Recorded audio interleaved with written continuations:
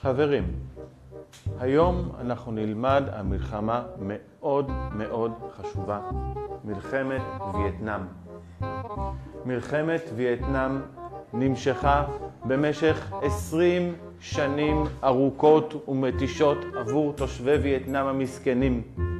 היא התחילה ב-1955 ונפסקה ב-1975 בניצחון צפון שוב וייטנאם. מלחמה, זה כל מה שיש לכם ללמד אותנו, מלחמה למלחמה. אני נשבע שאם אני שומע על עוד מלחמה אחת, אני עושה פה מלחמה. גם אני, נהיים איתו.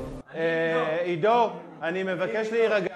גם אני! גם אני איתו! גם אני איתו! המלחמה שלנו תהיה אחרת מכל מה שהיה פה עד היום.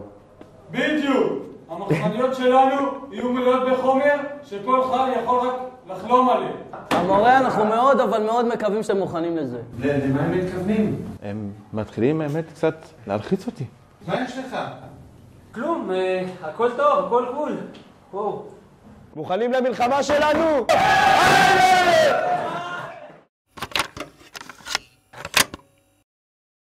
אנחנו מגיעים ללא ספק לשיא התקופה. האהבה, השלום והמסיבות בטבע לא דועכים. המחאה של הצעירים רק הולכת ומתפשטת ברחבי העולם, ובקיץ 1969 התקיים האירוע המכונן של ההיפים, פסטיבל וודסטוק.